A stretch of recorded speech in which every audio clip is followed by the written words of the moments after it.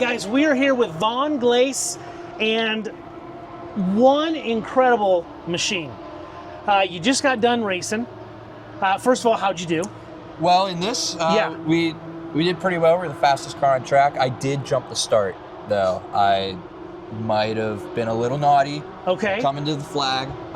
So I got a drive-through, but it really put on a show for the people out there coming from the back. So we saw you guys turning some laps, and man, you were literally just weaving your way through traffic. Yeah, no, it's the best way to describe it is like a fighter jet. Like okay. the interviews with the pilots, they talk about how the computer flies the jet. They just kind of guide it where it needs to go. Okay. The car is so capable, and everything comes so fast. It has that sort of feeling, and with the power steering, like before you even think about where you want the car to go, it's there. It's there. It's there. It's amazing what this piece of machinery can do. All right. So tell us about the car. I mean, it's clearly in a league of its own out here. Yeah. Amongst all these other vehicles, but walk us around the car and talk to us a little bit about the technology and maybe the history of the car, where it started, the evolution of how it got to here, and what makes this car so special. Yeah, I'd be happy to. We'll start with the history. Okay. So this car was built in 2017 in France by Ligier. They supply chassis for various different racing programs. I know for the Formula 4, Formula 3, exactly, they do they do the chassis for that. Okay. So in 2015, the ACO and the FAA got together and wanted to make an entry-level prototype class. Okay. Which is LMP3. Then there's 2 and 1, those are the big cars. Okay. The stars of the show. Would those be, for anybody watching, those would be what they see like at Le Mans. Le Mans, or like 24 hours of Daytona? Exactly, or 12 hours of Sebring? Those are the high-level cars. 1 is obviously a pro car, 2 is a more customer-focused car, and then 3 is it's like a Formula 3 version of prototype racing. Okay, gotcha. So in 2015, the regulations came out. This is built to those regulations. So there's a homologation period for 5 years, and every 5 years they get refreshed. There's updates that come out for the cars. So this is a Gen 1 LMP3 car built by Ligier. So this was good from 2015 to 2020? Yes. Effectively? Okay, yeah, effectively, gotcha. Yeah. And so this particular car was built in 2017. It was sold to a team that races the Asian Le Mans series. Okay. So it went to Japan. It lived in Japan for about 3 years after that. It did its first race in 2019, actually. It sat for 2 years untouched. Okay. So it got a late start to its career. Only did 2 seasons of the Asian Le Mans series because 2020 comes along. All the Gen 1 cars are now obsolete. Gen 2 cars come out, they move to those. So this car stayed in Japan for a little bit. I believe in 2022, it came over to the United States. 2 of them were bought by this team called Forbush Performance. They run an IMSA and SRO. Okay. And as a way to go racing without having to buy the current LMP3 offering, they ran it in the HSR Prototype Challenge, which is a home for the previous generation cars. Okay, perfect. It's sanctioned by IMSA. It's as close as you can get without having to spend the big bucks to get the new car. So when Matt Forbush took ownership of it, they did a full down to the chassis restoration on the car. Everything came off of it. It was just a tub. They're doing another one right now. They're doing the sister car to it. Just a tub. Engine out. Everything down to basically everything but the stickers on the car. Okay. Inside the car come out.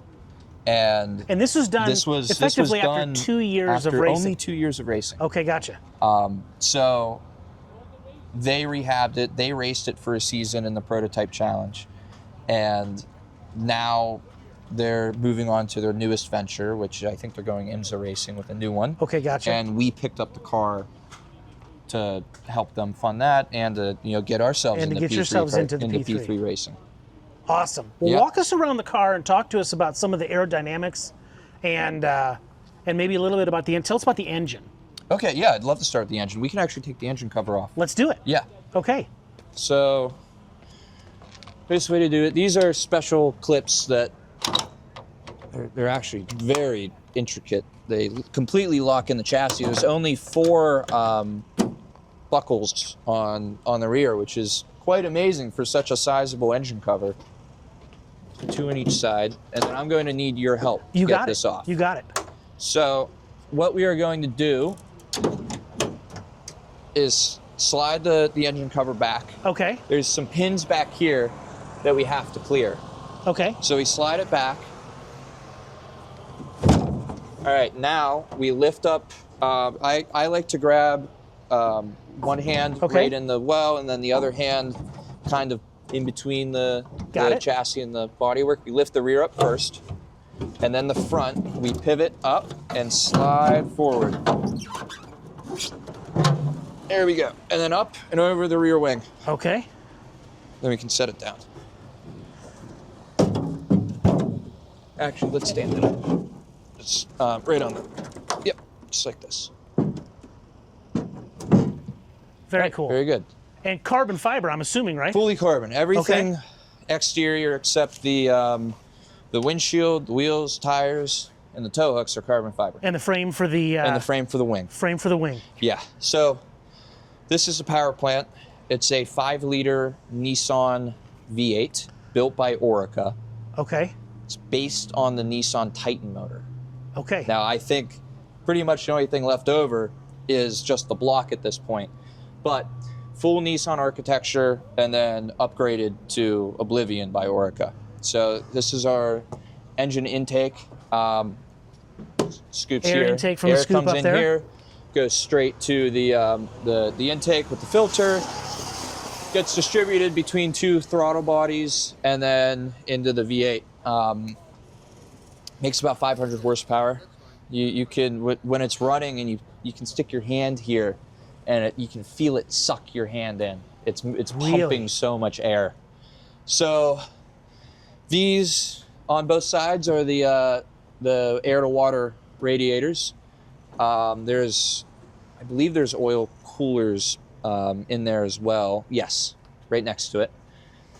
This is our bell house. So the engine is not stressed, but the transmission is. So chassis tubes come down to the bat wings on the transaxle, and then that's where the pickup point is for the rear of the car. So you'll see all of the rear suspension is mounted to the transmission. Okay, gotcha. And the transaxle here. So we had a race in New Jersey a couple weeks ago. Okay. And one of the Formula regional cars. Same architecture. Same architecture. Yeah. Cracked their bell housing. Yeah, it happens. And and that was it. They were done. I mean, that's unrecoverable. If you don't have if you don't have a new bell housing to swap in, So engines, and then its own exhaust is really compact right here, right? I mean, it is really compact, and it actually goes forward before it goes out. So it's really neat to see how they made the equal length headers to come to a collector, and it's completely separate. When we run the car, especially between 2 trailers, you can hear it. It's like a drummer. It's like playing 2 different drums. Interesting. You can hear that, the right side and the left side firing when they fire. It's really neat. So the transaxle is interesting. So normal car, say a front engine car, like a Mustang. It's engine, transmission, drive shaft, and then it goes to the rear differential, and then it goes to the 2 axles. Here's a little different. So it goes engine has a prop shaft that goes all the way back through the transmission. The gears are here, behind the axle. The differential and the axle. Behind the differential and the axle. So it goes all the way back, gears are in there, and then it comes forward and gets distributed by the differential. It's really interesting. It's all one unit. It's very strong too, because it has to soak up all the energy that comes through the car really in the rear. Right. So these are our shocks here, one for each side, and then you'll see these links go to the rear sway bar back here, which is a 3-way adjustable sway bar. It pivots. Some cars, it's a big bar that goes across. Right. Like, going back to the Mustang, your sway bar is gigantic, and it runs the full length, one side to the other. These are very compact, and it's think of a torsion bar suspension. Okay. It twists a single rod instead of flexing a full shaft. It's the same principle, Okay. but it's just engineered differently. And then because this car generates so much downforce, we have to run a third spring and shock. And so that, as the whole car goes into compression under aero load, it isolates these springs. Okay. And all the load goes to a rear shock and spring set. The front has a third spring as well. And the shocks, the two shocks up front and the third shock, all transaxle mounted. Yes. Completely mounted to the transaxle and the bell housing. Oh my goodness. And you'll see the amount of cooling we have to bring in too as well. Right. These are fully carbon air ducts to get air to the CV joints. Okay. And then air to the rear brakes. And there's carbon fiber brake duct, like shielding around it to keep the air aimed where it needs to go. Very neat. Very, very cool. This is our pump for the transmission. So it's an air shift mechanism. Okay. Through paddles on the steering wheel, and then the unit gets pressurized, and it's a pneumatic actuator. Okay. That it's the same principle as a sequential shifter. Okay. In a car like a rally car, except it's done by the computer with air. Very cool. Yeah, so it's very quick. It snaps you right in the gear. All right, so unbelievable technology in the car. Yeah, it's really neat. And the really cool thing is we have data for everything. All of these wires pick up different. So we've been talking for 4 or 5 minutes. Yeah. About the car, and it's overwhelming. Yes, what goes into the technology for the car, which leads me to my next question. You can't just pick a guy off the street and say jump in and drive. Right. You got to work your way into a vehicle like this. Yeah, definitely. So where did you start? So I started in go-karts. I did the classic carts to cars. Okay. Just, started young with my dad. Okay. We ran regional stuff together, and we did well, and we dabbled in a couple national events. Okay. And then I got picked up by a team in Pittsburgh, who they were starting their own go-kart manufacturer called Race Factory. Okay. And through them, I met some people. And I was like 16, 18 years old when that was happening. And literally right before COVID, I met a guy who was like, have you ever thought of going car racing? And I was coaching him in go-karts. Okay. And I was like, yeah, I'd love to, of course. The answer is yes. That's the dream. It's the dream. And so he got me in a car, and we've been racing together ever since. So he's like a big sponsor. So when you went from go-karts, what was the first race car? First race car I drove was a Spec Racer Ford, an SCCA. Okay. Yeah, so it was a Gen 2 car, 5-speed transmission. Okay.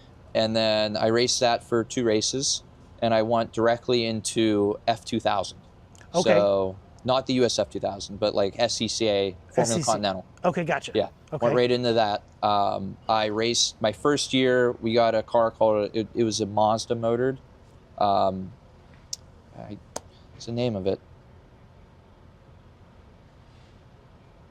The name of the chassis is escaping me, but gotcha. It's a Mazda powered car, and SCCA was going through a transitional period. It was an old USF car. Okay, gotcha. Where they were trying to integrate that into Formula Continental. They didn't really know what they wanted to do, so I was kind of in a car with a class of its own. Okay. And I got invited to the runoffs in SCCA, which is the biggest race of the year. It's like the Super Bowl for amateur racing. Okay. And I won my first year. There you go. At Indianapolis. And so from there, that got me a feel for how to drive a car with downforce, how to, a real race car. Like it's kind of like a Formula Regional car, just a little slower. Okay. And it's same principles. And so after that, I dabbled a little bit with Formula 4, bounced around, did some prototype racing. First prototype car I drove was a Sebico NP01. Okay. Which are NASA cars. I was helping out with a team called Stratus Racing in WRL, endurance racing. Okay, gotcha. And I drove one of their cars for an event, and we did really well. We swept the whole weekend. And so I kind of got the itch for Gotcha. prototype racing, this is a prototype car. So needless to say, years Years. to It get took years. to Yeah. to get to this So guy. I drove my first race car in 2020, Okay. and it's 2025. Okay. And so it took 5 years to get Racing in COVID.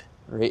It was a blessing for me in Yeah. disguise, because racing was really the only sport to That you could do. keep going. And you Yeah, could do. because you're in a car by yourself. Exactly. And Yeah. I did a ton of iRacing. I started my own racing team, and we ran all the events Okay. we could. Very and cool. It was a really neat time for me, and it just worked out where racing was a good path to go down. Now this is an LMP3. Yes, it And we is. talked earlier, there's the 2, then there's the 1. Right. The ones are the guy, they're the big ones guys. are now hypercars. Hypercars, and right. GTP. Yeah. Now, are they all supposed to be based on a 2-seat cockpit? Yeah. Oh, so this is really interesting.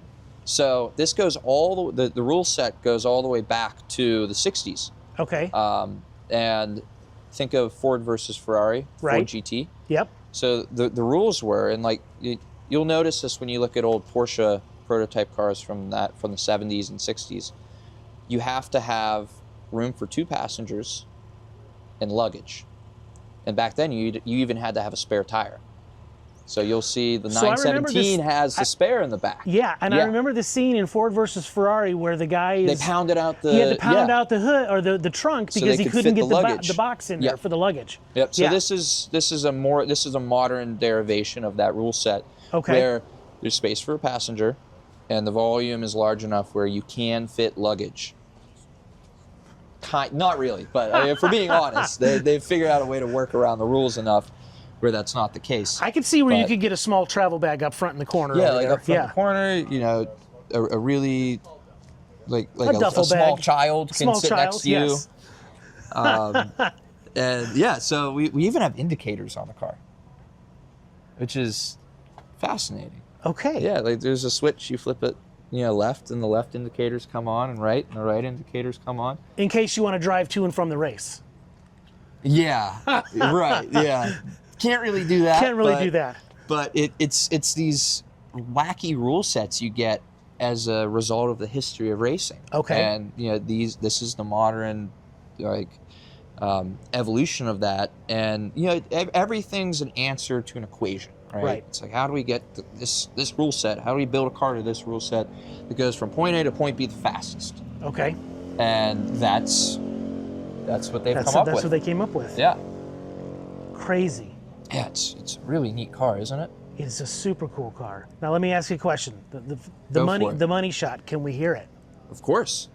Yeah. All right. Yeah, we'll start it up for you. All right. We want to hear what this thing sounds like. Okay. So it's very simple, actually. Okay.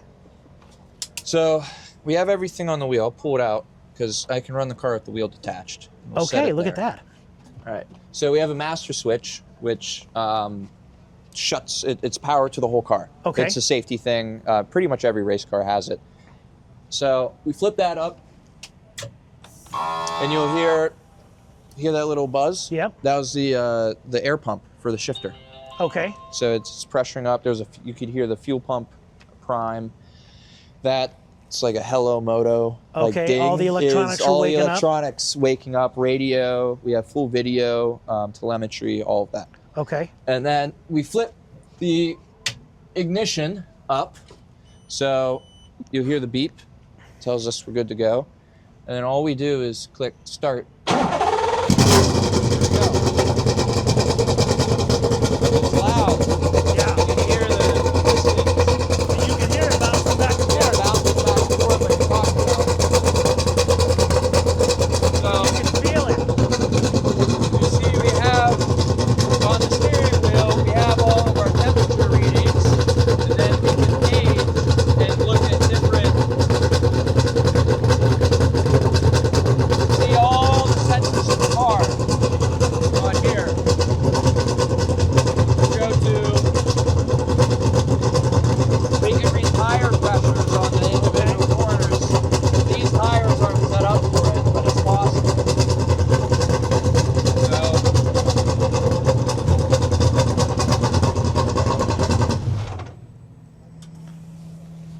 Might have blown That's- the mics out with that. That's crazy. Yeah, it's nuts. Okay, It's so loud inside the car too. I was going to ask. Yeah, so usually we have ear protection. not only ear protection, but they have little speakers in them. It's Okay. because we run a radio. We need So to you can speak to hear. our crew and engineers, and so it muffles all the sound. But I have voices in my head because people Gotcha. are calling in over the radio, and I can speak to them. There's a button here I can talk Okay, gotcha. to everybody. So we have radio, we have light, so it'll flash the front lights to Okay. tell slower traffic, like, hey, I'm coming. You Okay, know, gotcha. Don't wreck into me, please. Exactly. We looked at the page function, so you can see all the different telemetry on the dash. This is a neutral lockout, so when you're shifting down, you don't shift too far, Okay, and it that goes makes into sense. neutral. Or like if the car is sitting here and you accidentally bump the paddle, it's not going to go into first. Gotcha. And then pit is a pit speed limiter. It's really cool. You click it, and it immediately limits your speed. It goes off of a wheel speed sensor. So it forces you to not break Not speed in the pits. That So makes you'll sense. see like the speeding and pit lane penalties. It's not that doesn't happen down pit lane anymore. That happens getting to the line. So like Scott Dixon every year at the Indy 500, he's like his race, it's bad luck, right? And he gets these pit violations. Yeah. It's all getting to the line. He's already on the button. Like the car knows, like, all right, we got to slow down. And really, the magic in getting the pit lane is how late can you push it. So how far can you go before you have to slow limit down? it? Okay, that makes sense. And so it's think of it as like just another corner on the track. We're trying to get to our minimum apex speed. Okay. It's just we got to slow down for a pit lane board. So that's a really cool function. And then the start button, which you saw. Now, in a race like you're doing this weekend, you're on the track for maybe Like 25, 30 minutes. Versus one of the larger races, like if you were doing a 12-hour at Sebring or Right. Road Atlanta or 24-hour Le Mans. So you don't have to worry about refueling during a race. No. So we don't. Next year, we are planning on running a newer version of this car in IMSA VP Challenge, and they're Okay. adding endurance races to it where we will have to refuel. Okay. So the refueling functions, it's really neat. I can show you. How many gallons does the car hold, or how long? 26 gallons. 26 So gallons, and that's good for how many a miles? little over an hour. Yeah, Little I think over it an gets. hour? I think it gets 4 miles per gallon. Okay, Yeah. 4 miles per gallon. So about the same as a dually pickup truck. Okay, yeah, that's not Yeah. bad. Yeah, With a really big rig on the back of it and going up a hill. exactly. Yeah. Exactly.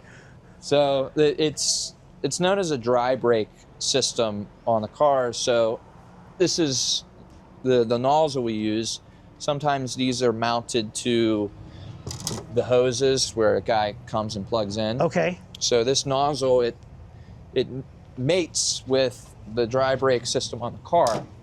So when you plug it in, it detents, so there's no spillage. Got it. There's a vent side on the other. Okay. They vent each other, so it's amazing how quickly the fuel gets sucked down. And we'll see it here. So as we come in, just push in, and there's no vent, so you'll just hear it bubbling down. But it sucks about, this is 6 gallons. When they're full, it'll suck it down in about 15 seconds. Holy cow. Yeah. So Which obviously is critical when you're doing it's a pit critical stop. when we're doing pit stops. Yeah, exactly. So I think we're doing an endurance race tomorrow. We might have to refuel then. Okay. So you'll see that in action. Awesome. Yeah. Man, I tell you what, thank you for taking us around the car. I don't know that we've had as in-depth of an explanation of one of the race cars from anybody that we've been talking to. But you need it. You need it because the there's a lot technology to that's this in car. there, there's a lot. And we'll be able to watch you tomorrow. Yep. We'll see you out there racing and hopefully winning. Yeah. Now, the class that you race in here. Okay, this is where it gets complicated. Okay. So technically, we are trialing a new classing system for SVRA this weekend with this car. Okay, gotcha. So you will see on the timesheets NC, not classified. Gotcha. So unfortunately, we're not eligible for podiums or really any points. We are I'm driving it for just the joy of driving it. Okay. But we're helping SVRA out. But you're establishing baselines for SVRA. Exactly. Okay, gotcha. Exactly. So in 2026, they'll be able to take what they've learned and what you've given them as a baseline and create a class. Create a class for their, I don't know the specifics on it. Okay. But they're looking at moving some stuff around to create a more competitive and realistic racing experience for us, which is very great. cool. Yeah, and SVRA has been fantastic about making these weekends as fun and as easy as possible. Love it. Vaughn, thank you so much, man. Yeah. This is absolutely incredible.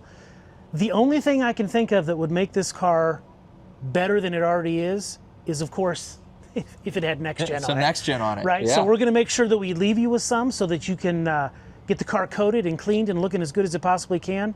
Because when you do start doing podiums, we want to make sure the car is shining when you're on the podiums. Yeah, and it's a bright car. Yeah, Gotta keep it bright. Absolutely. Yeah. All right, thanks so much, man. We appreciate it. Thank you. All right, bye-bye. Pleasure.